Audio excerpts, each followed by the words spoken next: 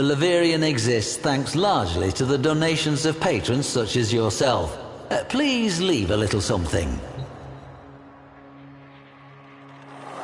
Styanax, the hoplite, the spear carrier, the shield bearer, the hero. We all know the story of Styanax and Leviathan. How wily Arya outwitted the cult leader they called the Philanthropist and called her Warframe ally down into the very heart of his monstrous laboratories.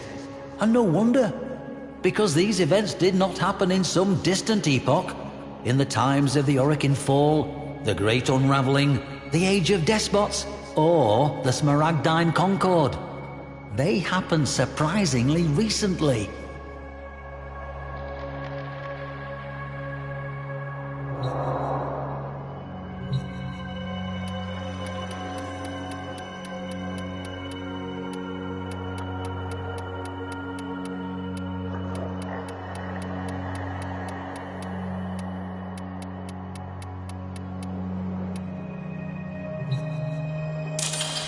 That's fine.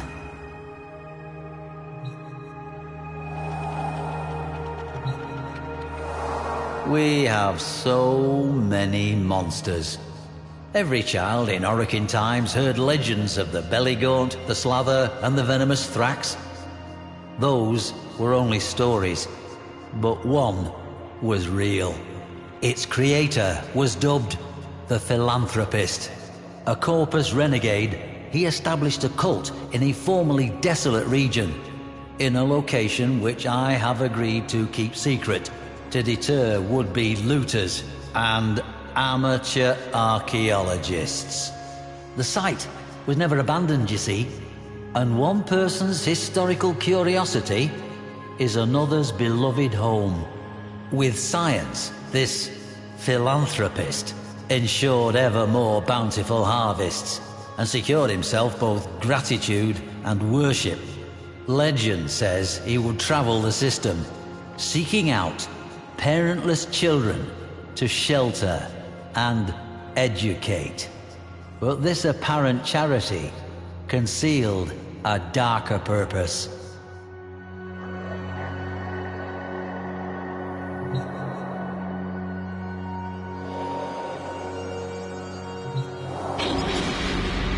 The Shield of Styanax, emblematic of his vow to protect those in danger.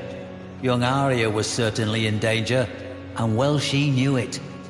Along with her older brother, Darrow, she was one of the Philanthropist's chosen.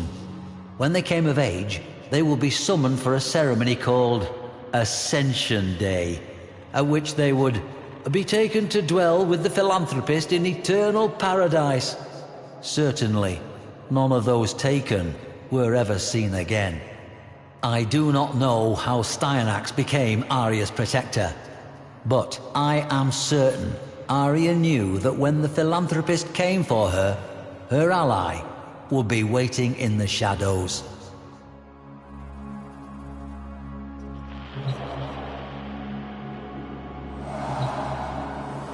This was the fate of the Chosen, to be merged together into a single monstrous mass. Leviathan. What possessed the Philanthropist to create such a travesty? We can only speculate.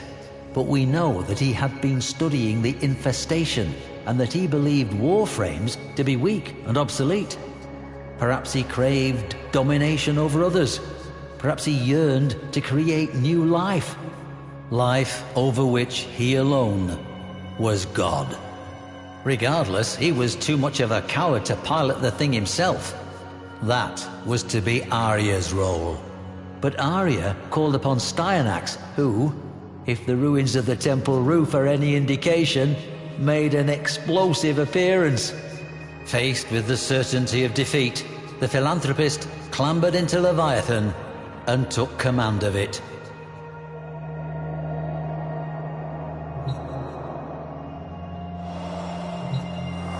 Sketches of the Sinmora helmet were discovered among Arya's possessions, implying Styanax had a different earlier appearance. Arya must therefore have been in contact with Styanax long before her Ascension Day. But how? There is a story that crops were found flattened in those fertile fields in the shape of a lotus flower, not easily visible from the ground, but detectable by an automated satellite. Styanax was there to defend Arya, and defend her he did.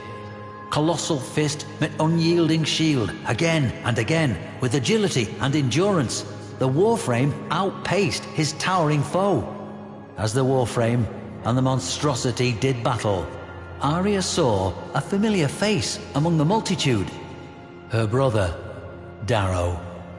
His blank eyes showing no sign of recognition.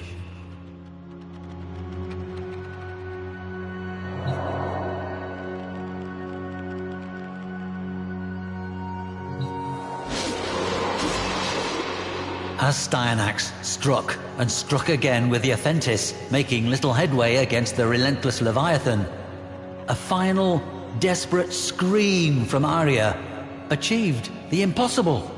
It awoke Darrow.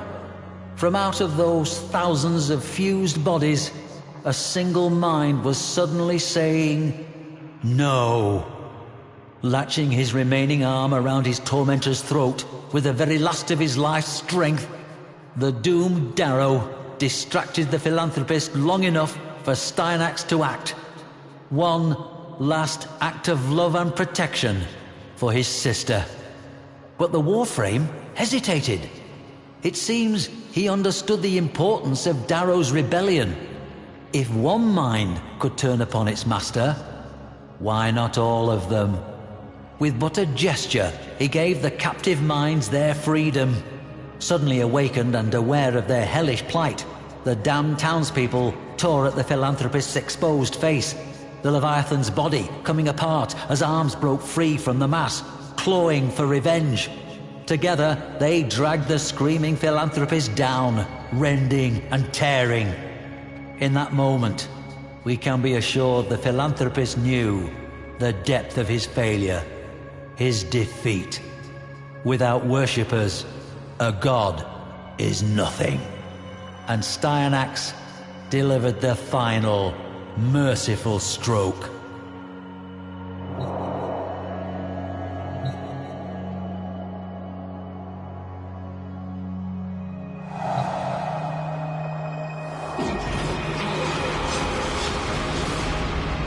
Imagine the horror the non-chosen felt in the aftermath. Fear, uncertainty, and above all, unquestioned habit had allowed a monster to flourish.